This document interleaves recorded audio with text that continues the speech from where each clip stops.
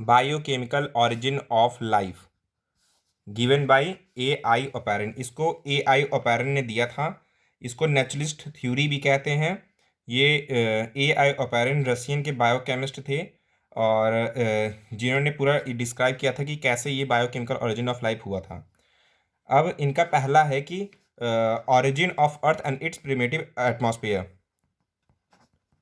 origin of earth and its primitive atmosphere। इसमें इन्होंने ये बताया था कि अर्थ एक सूर्य से टूट के अलग हुआ था 4.6 billion year ago.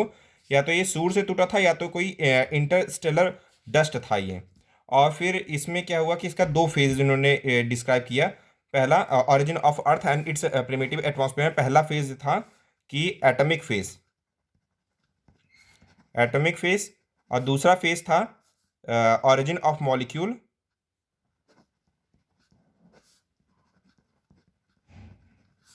And simple inorganic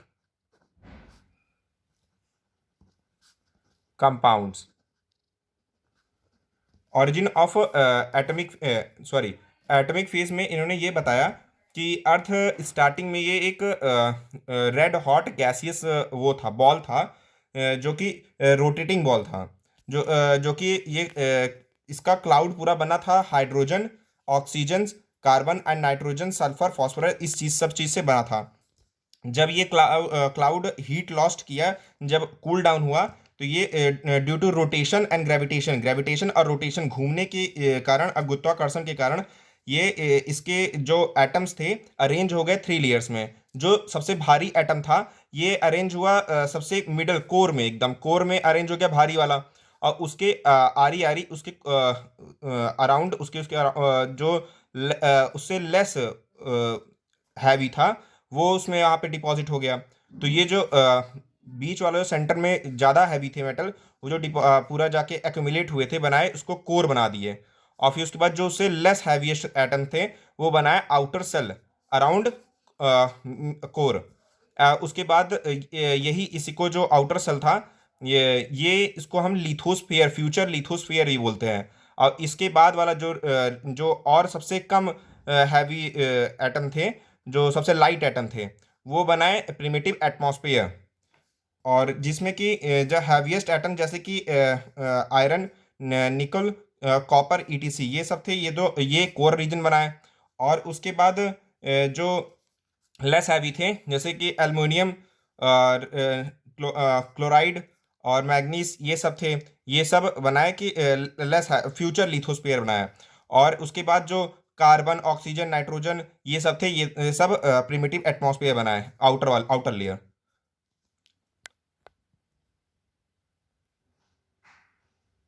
ये है, देखिए, ये है कोर रीजन और ये हो गया उसके आउटर सेल, और ये हो गया primitive atmosphere, outermost cells. ये हम बना दिए। ये देखिए, इसमें ये मेटल्स थे जो बीच में कोर रीजन बनाए, और उसके बाद ये फ्यूचर लिथोस्फीयर ये वाले रीजन ने बनाया, और फिर ये आउटर रीजन जो है ये प्रिमिटिव एटमॉस्फेयर में ये सब एटम्स थे। अब उसके बाद है second, origin of molecules and symbols inorganic compounds. इसमें क्या था कि ये जो हाई टेम्परेचर की वजह से कुछ एटम्स थे वो लॉस्ट हो गए स्पेस में, और जो और एटम्स थे, जब टेम्परेचर कम हुआ तो ये कंबाइंड हुए दूसरे एटम्स थे और बनाए molecules and symbols inorganic compound को इन्होंने बनाया। जब टेम्परेचर कम हुआ अर्थ का, तो ये अपने आप में या तो कंबाइन हुए या तो दूसरे मॉलिक्यूल दूसरे एटम के साथ कंबाइन हुए। एक एटम अपने आप से या तो कंबाइन हुआ या तो दूसरे एटम के साथ कंबाइन हुआ और बनाया मॉलिक्यूल्स और सिंपल्स इनऑर्गेनिक कंपाउंड बनाया। और इसमें जो हाइड्रोजन एटम थे ये कंबाइन हुए ऑक्सीजन के साथ, तो बनाए ये H2O और H+। H2O दो या दो, हाँ, दो मॉलिक्यूल H2O का बन गया, जो कि वाटर वेपर के फॉर्म में था। वाटर वेपर फॉर्म था इसलिए क्योंकि इसमें टेम्परेचर जो था बहुत ज़्यादा था उस समय का, जो कि 500 to 6000 डिग्री सेल्सियस के अराउंड था। और उसके बाद क्या हुआ कि ये और जो हाइड्रोजन एटम थे ये कंबाइन हुए नाइट्रोजन के साथ और फॉर्म किए अमोनिया।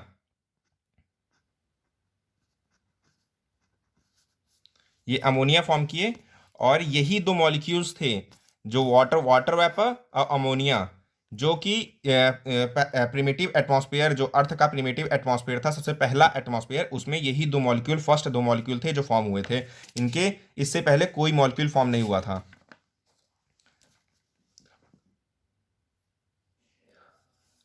अभी तक इसमें जो इनऑर्गेनिक कंपाउंड थे वो फॉर्म हो चुके थे। अब उसके बाद the origin of earth and it's primitive atmosphere के बाद जो सब हेडिंग, दूसरी सब हेडिंग है वो chemical origin of life.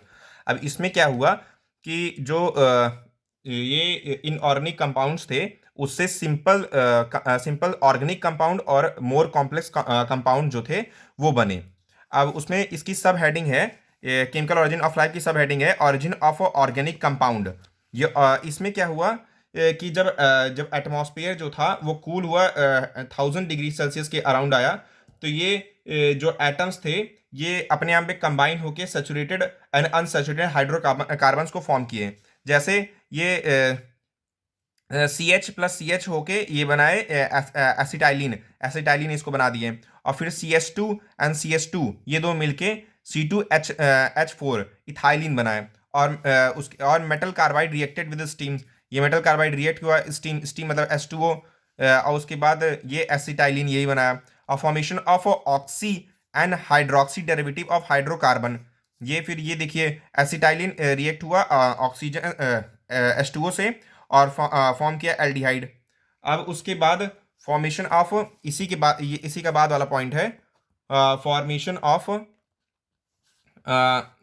Carbohydrates, carbs. अब इसमें क्या हुआ, जो हाइड्रोक्सी जो डेरिवेटिव्स थे वो स्मॉल चेन्स कंपाउंड दिए, जो कार्बन, हाइड्रोजन और ऑक्सीजन से बना हुआ था। जो फर्स्ट फॉर्म कंपाउंड्स थे वो थे ग्लूकोज, ग्लूकोज थे, ग्लूकोज एंड फ्रक्टोज। ग्लूकोज और फ्रक्टोज ये दो फर्स्ट फॉर्म कंपाउंड थे जो हाइड्रोक्सी डेरिवेटिव ने दिया था। और उसके बाद इसका कंडेंसेशन, इन दोनों का जब कंडेंसेशन हुआ तो वो फॉर्म किया डाइसैक्राइड्स and polysaccharides, डाइसैक्राइड्स and polysaccharides. डाइसैक्राइड्स and polysaccharides, disaccharide आपका शुगर हो जाएगा एंड पॉलीसैक्राइड आपका स्टार्च हो जाएगा।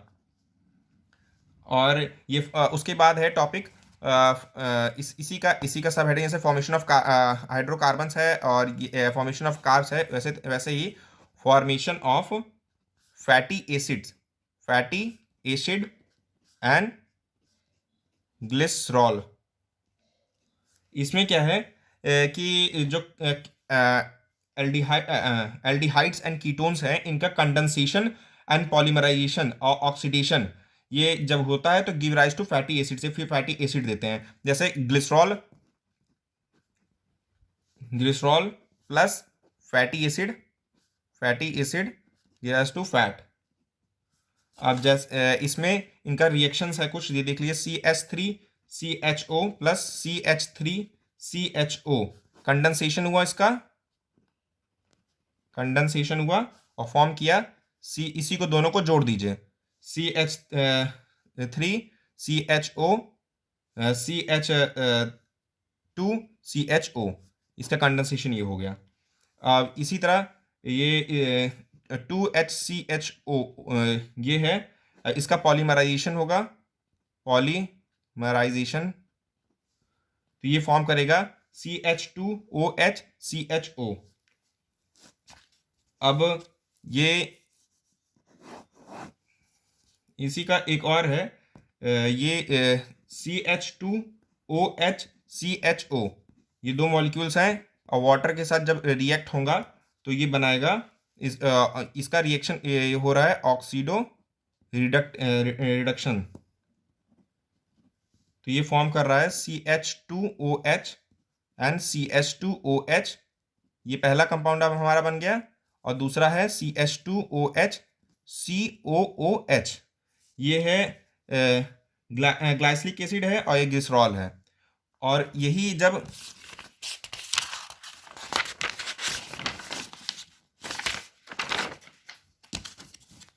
यही जब ग्लाइसरिक एसिड जो है CH2OH COOH, ये जब रिएक्ट होगा अमोनिया के साथ तो ये फॉर्म करेगा CH2NH2COOH प्लस H2O।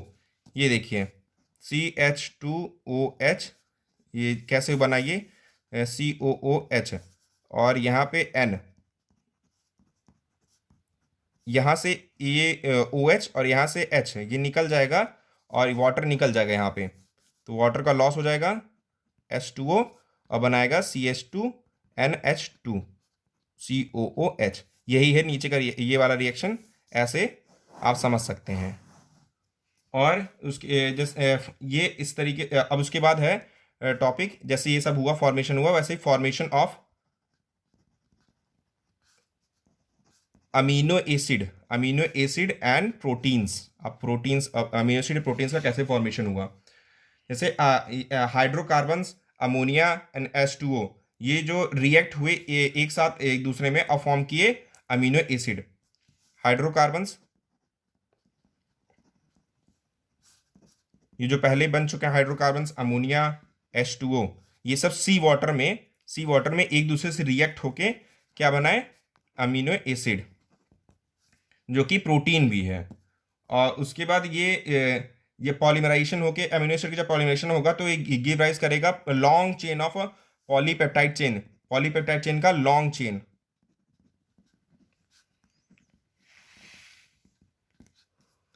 और ये अब इसके बाद ये दूसरी टॉपिक है, जैसे ये केमिकल ऑरिजिन ऑफ लाइफ में ये origin end of organic compound था, वैसे ही ये ए था और बी वाला, इसका बी वाला पार्ट आ रहा है। अब ये है हॉट डाइल्यूट सूप।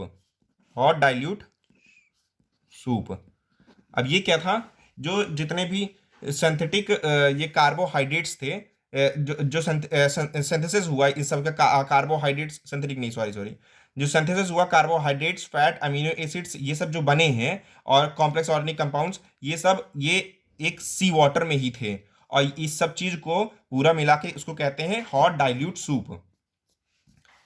अब दूसरा है फॉर्मेशन ऑफ मैक्रो मॉलिक्यूल्स और कॉम्प्लेक्स ऑर्गेनिक मॉलिक्यूल। ये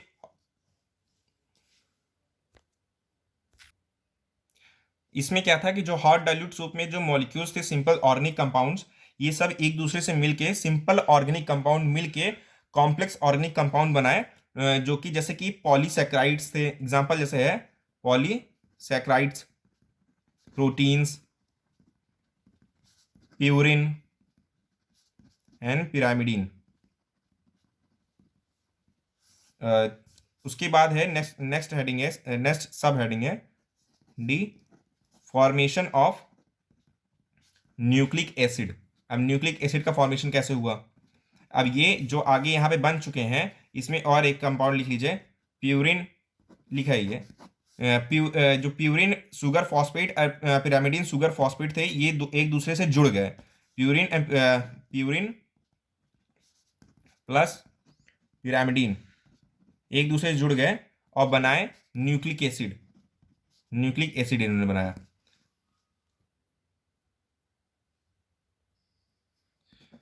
फॉर्मेशन ऑफ, इसकी बात क्या है, फॉर्मेशन ऑफ न्यूक्लियो